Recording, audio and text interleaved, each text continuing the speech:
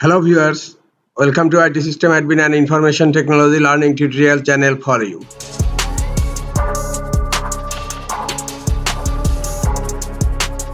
Today in this tutorial I am going to show you how to hide recovery option from control panel on Windows 11 computer. Sometimes it becomes very important for you, so don't forget to watch full video. To hide recovery option from control panel, go to search. In search type control panel, click on control panel. Here you will find an option recovery.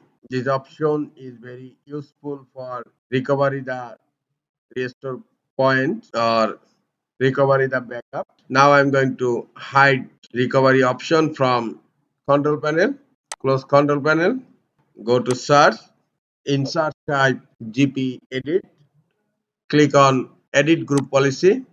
Under user configuration, expand administrative template.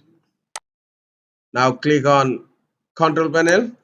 Here you will find an option hide specified control panel item.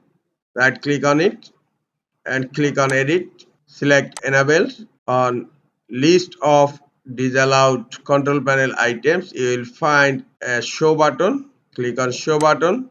Under value type Microsoft M capital dot recovery. Microsoft dot recovery. Now click on OK. Click on apply and then click on OK. Look, the setting is enabled. Close local group policy settings. Now you need to update the group policy. Right click on start menu. Click on run. In run type gp update /force. It will update the group policy settings immediately. Now click on OK. Policy is updating.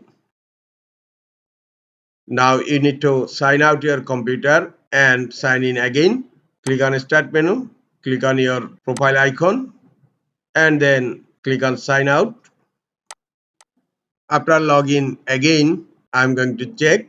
Go to search, type control panel, click on control panel and look here, recovery option is not showing in control panel. This is all for today. Hope this tutorial is helpful for you. Keep watching for next tutorial. Thank you very much.